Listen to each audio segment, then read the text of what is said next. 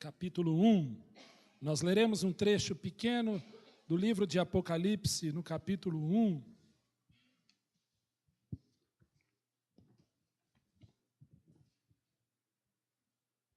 E a partir desse texto, tirar algumas lições para nós. A voz não está ajudando muito, eu estou vindo de uma sinusite. Aí chega ali, a gente solta a voz, se empolga, né? Aí bebe água, mas nós vamos lá, o Senhor nos sustenta, o Senhor nos segura. No nosso Pergunte para a Bíblia, às quartas-feiras, nós estamos estudando as coisas que em breve devem acontecer, fruto de uma dúvida, né? Então começa a vir aquelas dúvidas em relação ao futuro. Então nós estamos estudando em relação ao que vai acontecer nos chamados últimos dias. Então toda quarta-feira, aqueles irmãos que estão indo, estão aproveitando, podendo ler a Bíblia ali. Deixei uma lição de casa, né? Vai ter que ler Apocalipse quase inteiro, né? E antes que alguém me corrija, nós estamos entrando na tribulação, né? no nosso estudo, mas é só no estudo. Viu, irmãos? Só no estudo. O Senhor nos livrará desse dia, e assim eu creio, nós cremos. Mas nós estamos, então, ali às quartas-feiras estudando, e quando nós conversávamos, trocando as nossas mensagens para os cânticos, e eu não percebi que os cânticos todos estavam voltados para Apocalipse, para a volta de Jesus. E eu também preparei uma mensagem baseada em capítulo 1. Cheguei aqui, eu me dei conta. Falei, e como dizia o Darcy Gonçalves, que já mora com Jesus, é de Deus, né? E, então, nós vamos ler um pouquinho a palavra do Senhor no livro de Apocalipse. E o mais bonito desse livro é a revelação que o Senhor nos dá. Esse livro é um livro maravilhoso, e nós vamos ler aqui, principalmente, quem é Jesus, o Senhor de toda a história. O Senhor de toda a história. Eu vi no domingo passado algumas pessoas indo para a rua, e ali querendo mudar o futuro do país. Democracia é isso, as pessoas vão para a rua, querem tirar, querem mandar, querem fazer isso. Eu vi algumas, né? Em 84, eu lembro, eu era adolescente, eu lembro depois de 92, né? E agora, recentemente, de 2013, domingo do dia 15 de março, agora, o povo indo para a rua, tentando mudar uma coisa ou outra. São tentativas humanas, tentativas de mais uma demonstração de inconformismo humana com o que estão fazendo, talvez com o país. Mas quando eu olho aquelas pessoas, eu penso, o Senhor Jesus tem o controle de tudo nas suas mãos. Nada foge ao controle dele. O Senhor não precisa de mim, não precisa de você, não precisa da sua ajuda para mover a história, para fazer o que ele precisa fazer, porque está tudo escrito, está tudo ordenado o que vai acontecer.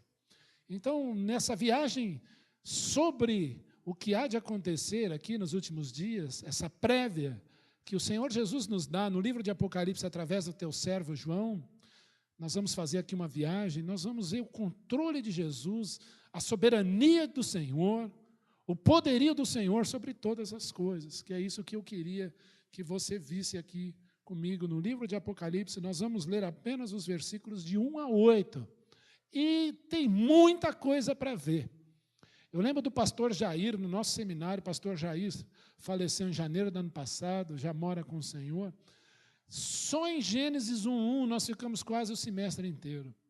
Já no fim do seminário, quando nós estávamos no livro de Apocalipse, estudando só o capítulo 1, eu lembro que só o capítulo 1 de Apocalipse tinha muita coisa para ver. É riquíssimo esse texto e informações para nós, naquilo que o Senhor quer nos ensinar, principalmente a respeito de quem é Jesus e o controle, a força, o poder que Jesus tem sobre todas as coisas. Eu queria dizer para você essa noite que você não crê num Deus morto, que você não crê num Deus que precisa de muleta, num Deus que precisa de um auxílio, um Deus que precisa de um empurrãozinho para que as coisas aconteçam na sua vida. Esse capítulo 1 do livro de Apocalipse mostra quem Jesus é e o que ele faz e como ele trabalha para todo aquele que nele espera. Convido você a curvar sua cabeça e se entregar exatamente nas mãos do Senhor, no colo do Senhor, para que Ele fale ao seu coração essa noite e que a tua mente e o teu coração estejam cativos à obediência de Cristo e àquilo que Jesus deseja falar para você. Pai, nós não somos nada. Pai, nós não somos nada, nem eu aqui, nem quem está sentado aqui. Só o Senhor é. O Senhor é, e nós cantamos aqui que Jesus é maravilhoso, que Jesus é Deus forte, Ele é o príncipe da paz. Nós vimos hoje pela manhã como Jesus libertou de maneira milagrosa a vida de uma família, a vida de uma meretriz e toda a sua família, porque Ele é Deus forte. Nós nos colocamos nas Tuas mãos, Senhor, para que Tu fales ao nosso coração. Nós dependemos de Ti, e louvado seja o Teu nome, porque nós dependemos de Ti e nós podemos orar na certeza que Tu nos ouves, no nome de Jesus. Amém. Amém. Apocalipse 1:1 diz assim: revelação de Jesus Cristo, que Deus lhe deu, para mostrar aos seus servos as coisas que em breve devem acontecer, e que Ele, enviando por intermédio do seu anjo, notificou ao seu servo João, o qual testou a palavra de Deus e o testemunho de Jesus Cristo quanto a tudo que viu. Bem-aventurados aquele que lê e aqueles que ouvem as palavras da profecia e guardam as coisas nela escritas, porque o tempo está próximo. O livro de Apocalipse começa dizendo que a revelação de Jesus Cristo que Deus, o Pai, lhe deu para mostrar aos seus servos. E se você olhar o versículo 11, os destinatários do livro de Apocalipse são a igreja de Cristo, as 7 igrejas espalhadas pela Ásia. E a história da igreja está narrada não só nas cartas paulinas, no livro de Atos, mas também as 7 cartas que o anjo dá a João, e esse escreve às igrejas da Ásia. As 7 cartas, as 7 igrejas também são a história da igreja em que você está inserida. Ou seja, o livro de Apocalipse é um livro inteiramente, maravilhosamente escrito para você, igreja de Cristo. Apocalipse foi escrito para você. E ainda há um recado aí do Senhor. Qual é o primeiro recado que você lê aí? Para mostrar as coisas que em breve devem acontecer. O Senhor está dizendo, olha, em breve, as coisas que estão escritas nesse livro, vão acontecer. Vão acontecer, você gostando ou não. O Senhor há de intervir na história. Então o Senhor está passivo assistindo tudo do universo. Não, Ele vai intervir na história para que o mundo veja a sua glória e todos saberão, como está escrito, diz o Senhor, que eu sou o Senhor. As coisas que estão escritas aqui, em breve acontecerão. E Ele atesta a palavra de Deus e o testemunho de Jesus quanto a tudo o que viu. E aí uma bem-aventurança.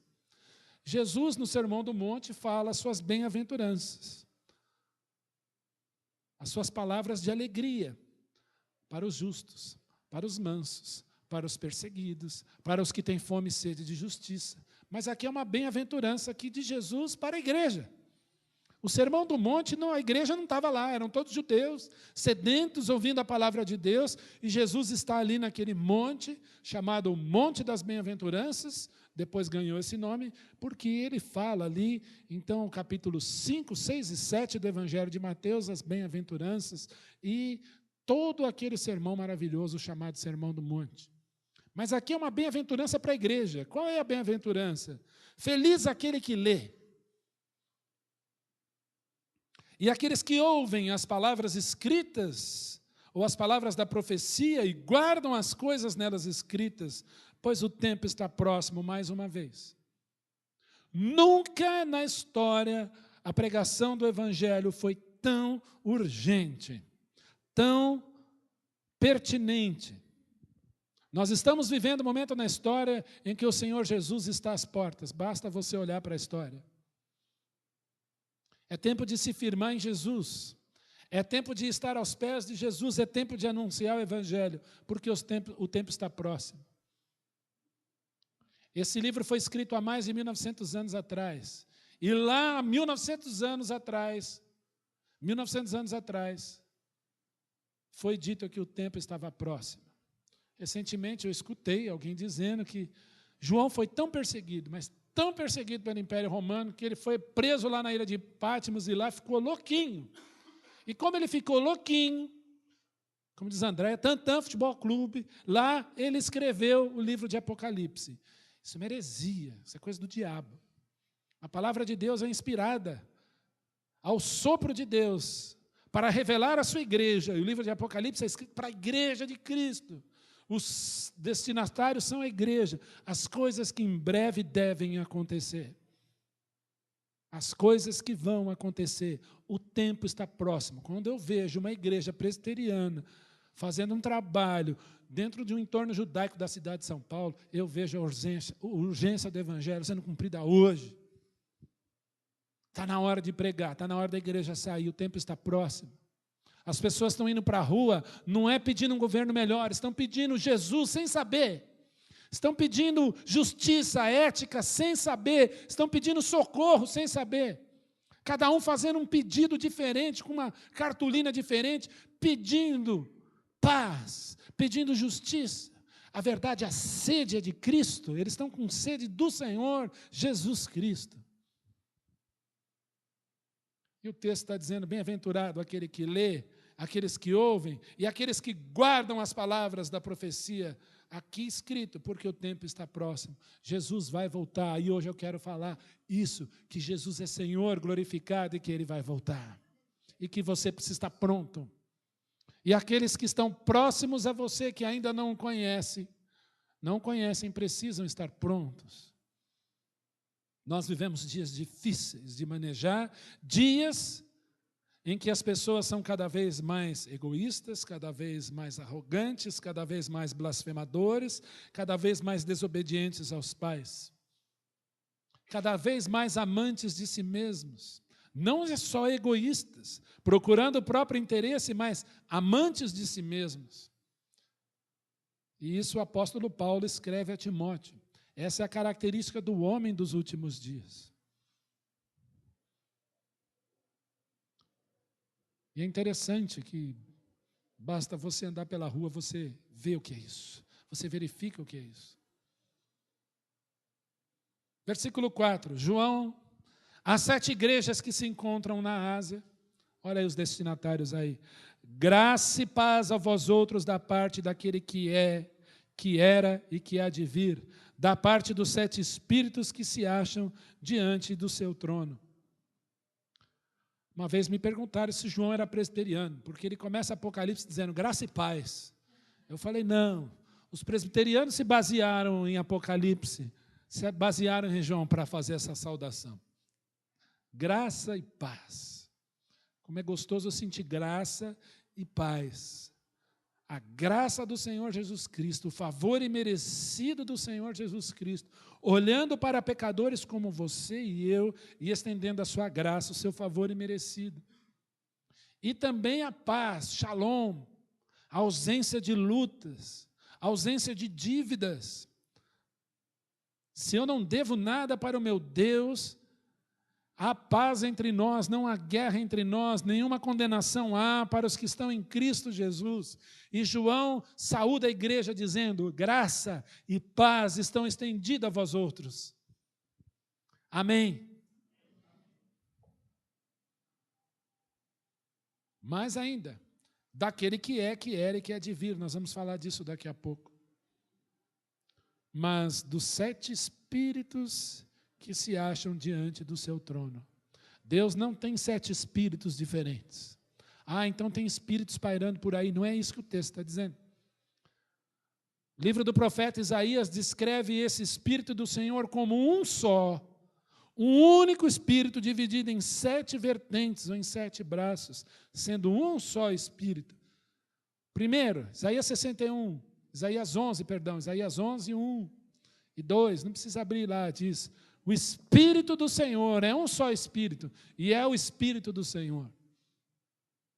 E o Espírito do Senhor que estaria sobre o Messias Jesus Cristo, para que Jesus anunciasse o Evangelho ao povo de Israel e depois às nações.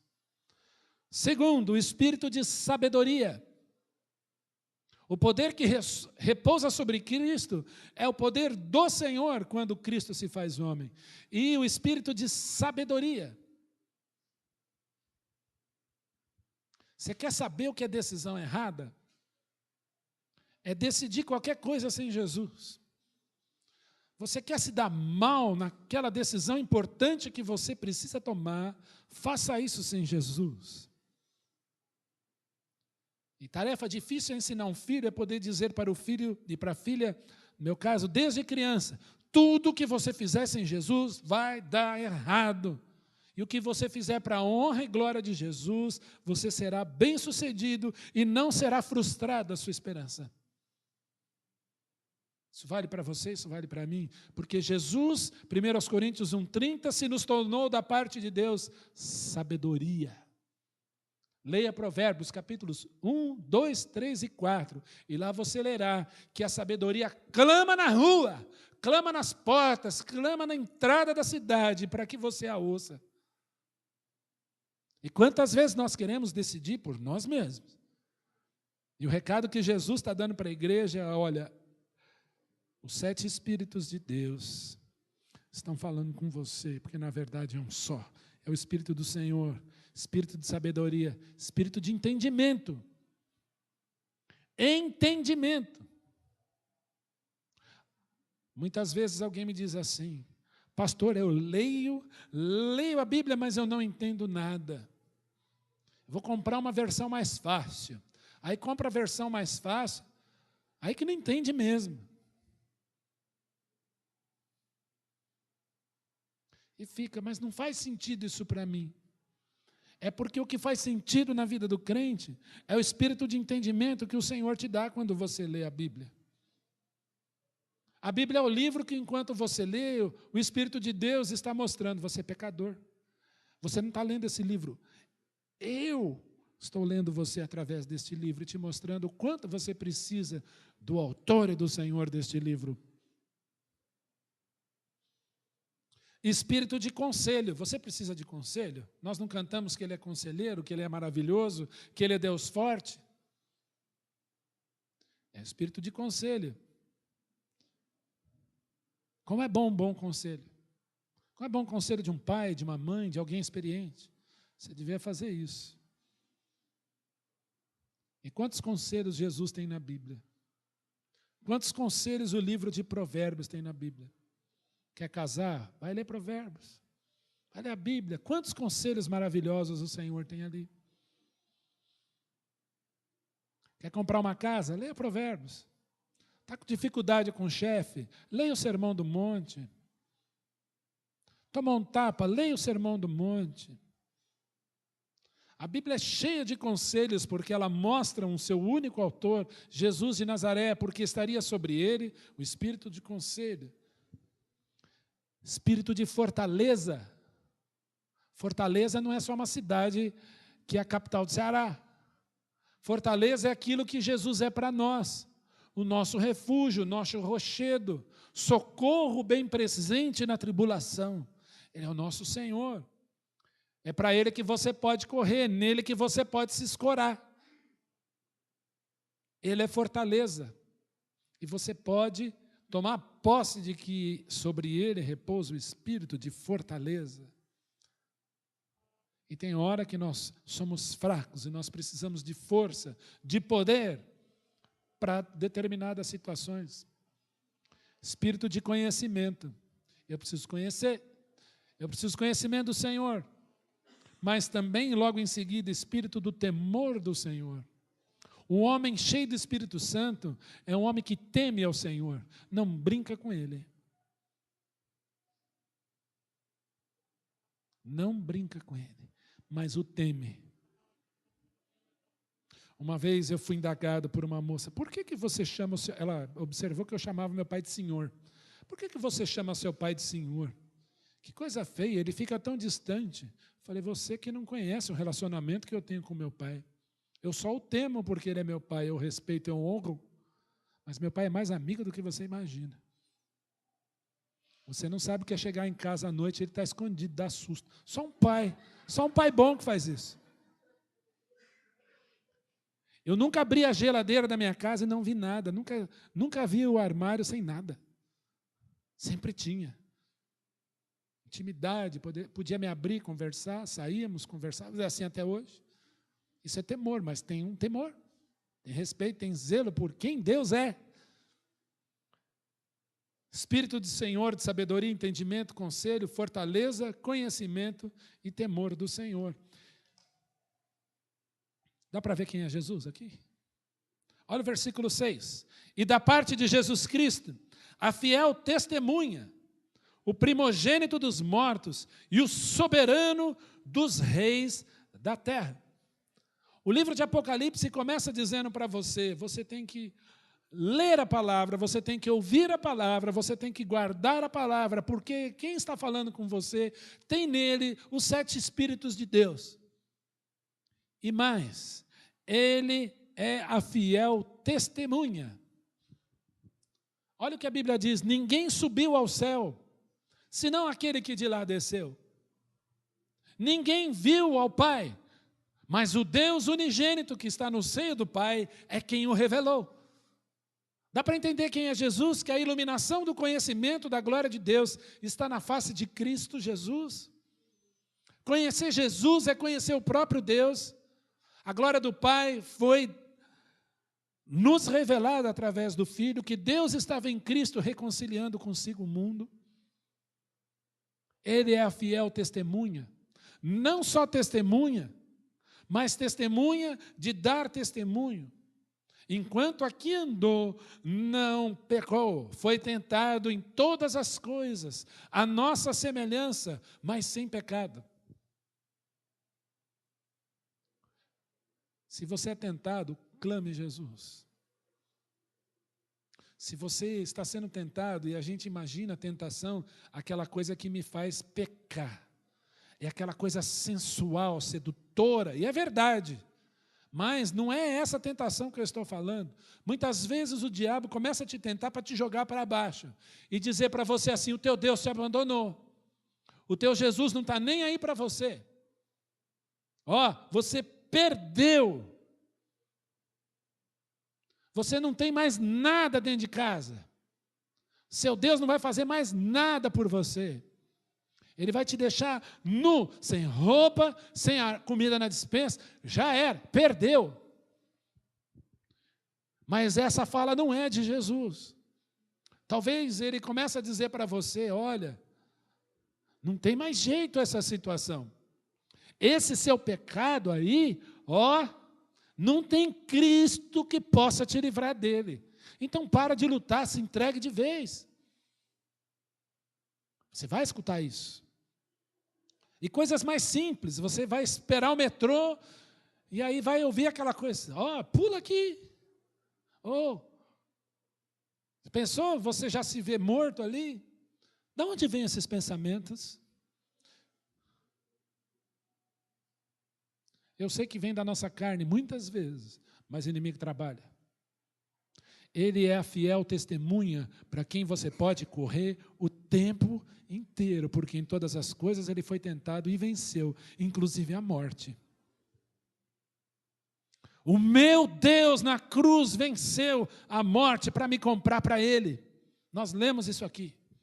Que ele comprou a igreja, Atos 20 e 28, com o seu próprio sangue.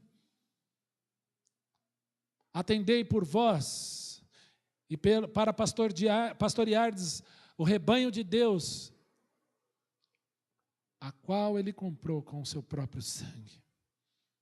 Cristo comprou a igreja com sangue, dele próprio, e ele é Deus, fiel testemunha, obediente até a morte, fiel até a morte, e morte de cruz. Mas aí nós lemos aí que ele é o primogênito dentre os mortos. Ele não é primogênito criado. Jesus não é Deus criado, como dizem os russelitas.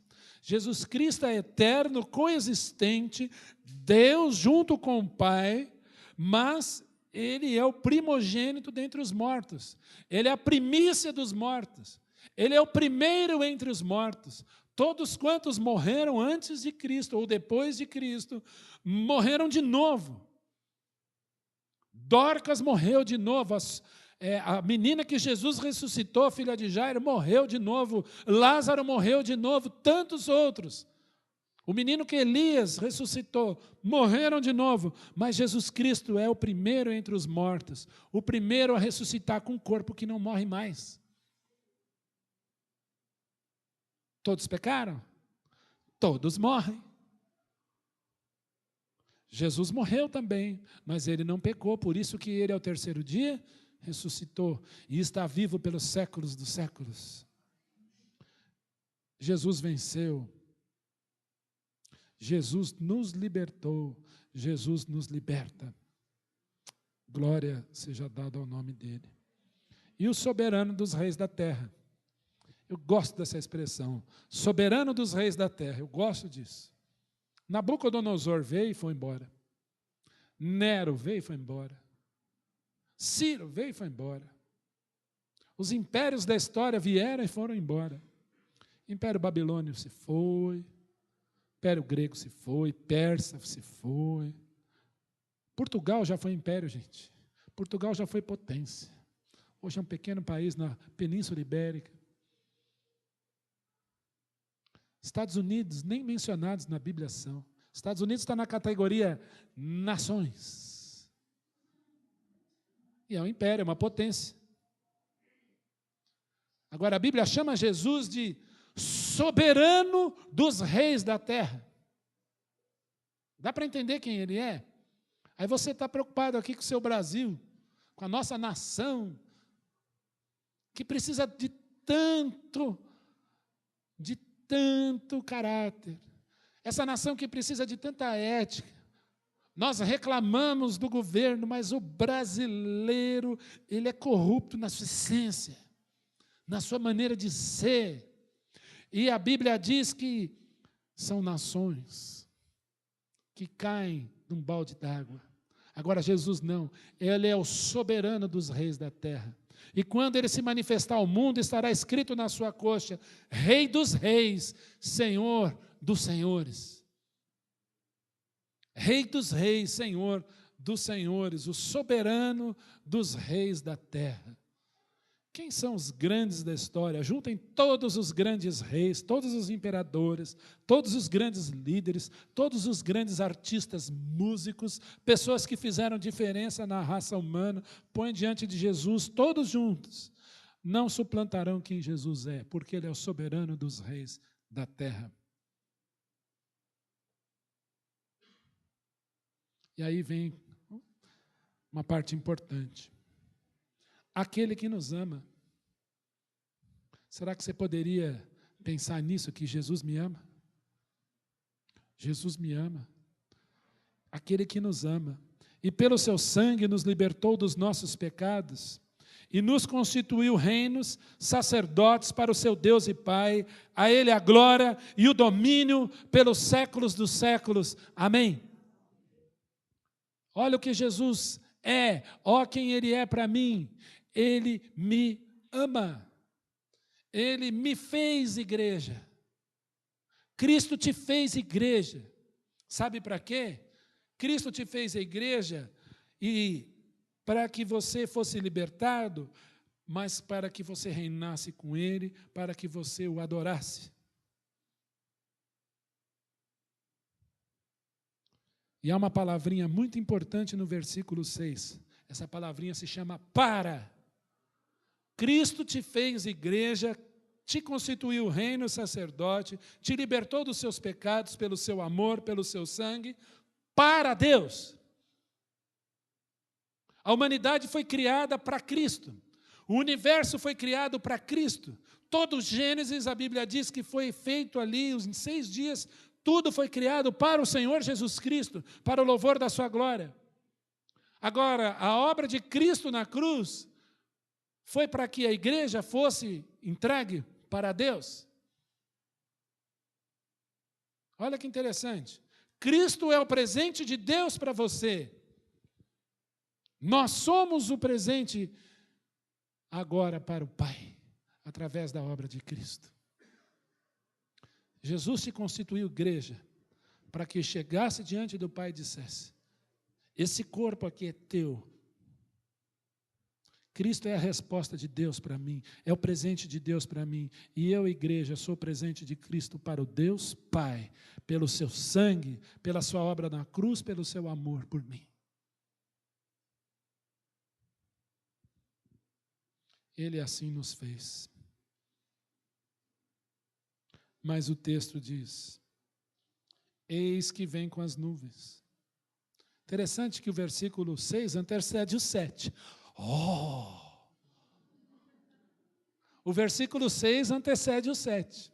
Mas olha a igreja aí, entregue ao Senhor, o versículo 7 diz assim: eis que vem com as nuvens. Quem? Cristo vem com as nuvens. E todo olho verá, até quantos o traspassaram. E todas as tribos da terra se lamentarão sobre ele, certamente. Amém? A maior alegria que eu tenho não é em ser arrebatado somente sem me encontrar com meu Senhor Jesus nos ares e poder depositar as minhas coroas perante Ele, porque eu luto para que eu faça isso um dia. E ali participar das bodas do Cordeiro. Mas eu quero ver o meu Jesus Cristo voltar, porque eu voltarei com Ele. Eu voltarei como noiva ataviada para o seu noivo, e toda a humanidade o verá.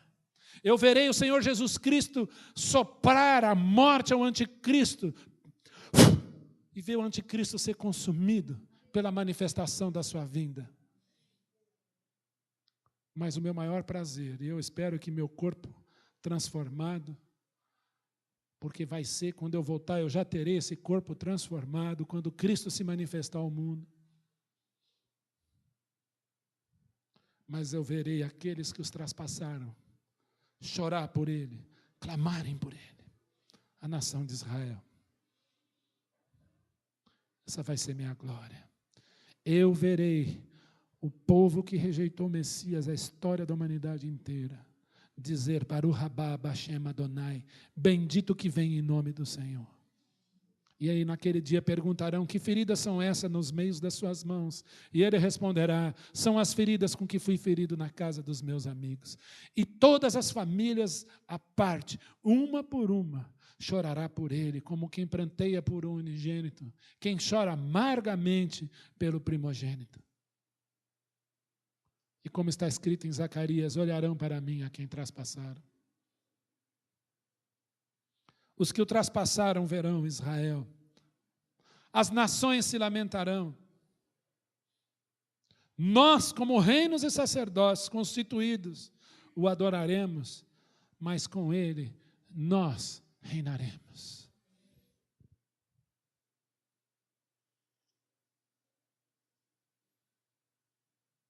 Há 3 tipos de pessoas na Bíblia: Israel, os gentios ou as nações, e a igreja de Cristo. Eu queria declarar uma coisa aqui para você essa noite, e o quem diz é a Bíblia.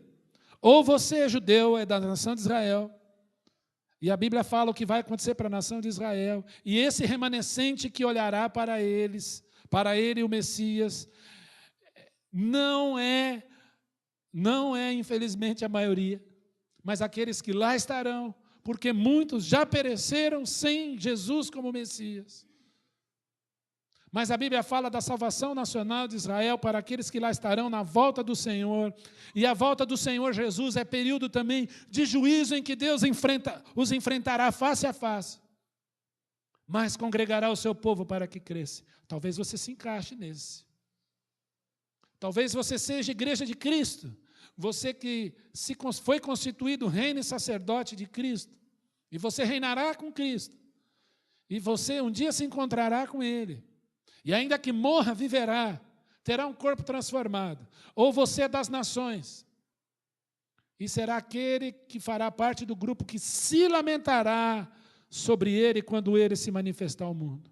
Você é um desses 3. Ou você é a igreja de Cristo, ou você é judeu e precisa de salvação, ou você é das nações e também, igualmente, precisa de salvação. Você é um dos 3. E a volta de Cristo, ela é iminente. Ela pode acontecer a qualquer momento.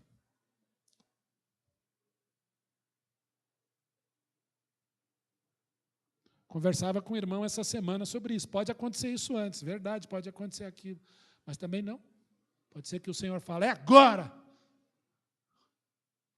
E aqueles que aqui ficarem vão sofrer. Vão experimentar o juízo de Deus sobre esse mundo, sobre essa terra. Porque o tempo está próximo. E aí vem o versículo 8. Eu sou o Alfa e o Ômega, diz o Senhor Deus, aquele que é, que era e que há de vir. Vamos repetir esse versículo? Eu sou o Alfa e o Ômega, diz o Senhor Deus, aquele que é, que era e que há de vir, o Todo-Poderoso. Eu sou o Alfa e eu sou o Ômega. E eu me pergunto, por que ele não usou números aqui? Eu sou um e eu sou o infinito. Mas ele usa alfa e ômega. 2 letras do alfabeto grego. A primeira e a última. Eu sou o alfa e o ômega. Porque todas as palavras que o ser humano quiser usar, elas serão encerradas em Cristo. Ele é o primeiro, Ele é o último. Ele é o alfa, Ele é o ômega. Ele é a palavra viva de Deus. Todas as palavras, a primeira fala da história humana vem dele. Haja luz e houve luz. E a fala crucial dele na cruz foi, está consumado. Não há mais nada a fazer, eu paguei. E ali crucificaram a luz. E houve trevas sobre a terra. Mas ao terceiro dia ele ressuscitou, porque ele disse, eu sou a luz do mundo. Aquele que me segue não andará em trevas, mas terá a luz da vida. E naquele lugar, na Nova Jerusalém, não há necessidade de lâmpada, não haverá sol, não há necessidade do sol nem da lua, porque Ele é a luz do mundo, Ele estará lá. E o Cordeiro será a sua lâmpada. E é interessante que ele diz, que é. Ele diz, eu sou. Que era, ele diz, eu era, e que há de vir, eu sempre serei. O nome do nosso Deus é Eu Sou. Ele é, era e há de vir. Ele é o alfa, ele é o ômega, ele é o princípio, ele é o fim. Mas pastor, então vamos transformar isso em números. Se eu começar a contar do 0, 1, 2, eu vou até infinito. Se eu fizer negativo, eu vou até o infinito também. E ele diz que da eternidade, de eternidade a eternidade, Ele é Deus. Você consegue entender a quem a igreja de Cristo pertence? E alguém vai começar a dizer para você, isso não tem mais jeito. Ele é de eternidade a eternidade, para que você não tenha dúvida, ele diz, o Todo-Poderoso, o El Shaddai, aquele que tem todo o poder na história, aquele que tem a vida, aquele que detém nas suas mãos e pelo controle da sua voz os astros, aquele que controla o tempo, aquele que controla todas as palavras, aquele que é Senhor de tudo. Esse é o nosso Deus, esse que nos amou e nos comprou. E ele diz que há de vir, eu vou voltar, e todo olho verá, até que aqueles que o traspassaram. Eu queria dizer para você essa noite que Jesus disse que vai voltar. E enquanto aqui vivermos, nós temos 2 opções. Vamos viver para nós mesmos, ou vamos viver para Ele. Vamos viver para nos agradar, a nós mesmos. E eu te garanto que você sabe fazer isso muito bem. Porque agradar pecador é com a gente mesmo. A gente sabe o que a gente gosta. Mas agradar o Senhor é diferente. Às vezes alguém pergunta, pastor, eu devo fazer isso? É pecado fazer aquilo? Nós devemos fazer aquilo outro? Eu falo, pergunta para Jesus. Como assim perguntar para Jesus? Jesus, é para a tua glória, se eu fizer isso o Senhor vai se agradar ou eu estou agradando a mim? Eu estou agradando a ti ou a mim? Quem é Jesus? Quem que comprou a igreja por um preço tão grandioso. Quem que me amou? Quem que me comprou? Quem é o soberano dos reis da terra? Quem me constituiu reino e sacerdote? Senão Cristo Jesus, o Senhor. Esse livro é lindo. Ele nos mostra quem Jesus é e o que Ele fez. Pastor, é tão bom estudar escatologia, a doutrina das últimas coisas. Primeiro, gostaria de dizer para você que não é polêmico, não. Se você fizer uma exegese, um estudo correto da Bíblia, não é. É lindo, é maravilhoso, é esperança para o crente. Mas todo o livro de Apocalipse tem um tema só: Jesus, Cristo de Nazaré e o seu poder sobre todas as coisas, sobre o universo, sobre este mundo, sobre a terra. E nos primeiros capítulos, sobre a sua igreja. Você está nas mãos de Jesus. Jesus Cristo disse: em verdade vos digo, quem ouve a minha palavra e crê naquele que me enviou, tem a vida eterna. Não entra em juízo, mas passou da morte para a vida. Eu sou o bom pastor dá a vida pelas suas ovelhas. Conheço as minhas ovelhas e elas ouvem a minha voz, e jamais ouvirão a voz de estranhos, antes fugirão dele, porque não conhecem a voz dos estranhos. O ladrão não vem somente para roubar, matar e destruir, mas disse Jesus: eu vim para que tenham vida e a tenham em abundância. As minhas ovelhas ouvem a minha voz e me seguem, e ninguém as arrebatará da minha mão. E da mão do Pai ninguém pode arrebatar, porque eu e o Pai somos um. O Senhor Jesus tem o controle de todas as coisas no universo, na história e no poder da sua vida. Não tema, disse ele. Tudo está consumado. Você está aqui. E Apocalipse mostra quem ele é. E na mão de quem a igreja está. Você crê nisso? Deus te abençoe. Nós vamos louvar o Senhor com um cântico, exatamente essas palavras. Ele é, era, há de vir, Jesus Cristo de Nazaré. Eu convido você a cantar esse cântico de pé, assim que nós começarmos. Nós vamos cantar uma vez, nós vamos cantar duas vezes. Você cante sentado, nós vamos cantar uma primeira vez, mais tranquilo, para que você aprenda, veja a letra. A segunda vez nós vamos cantar em pé. E você se coloque diante do Senhor da igreja, Jesus, que é, que era e há de vir. Amém? Deus te abençoe.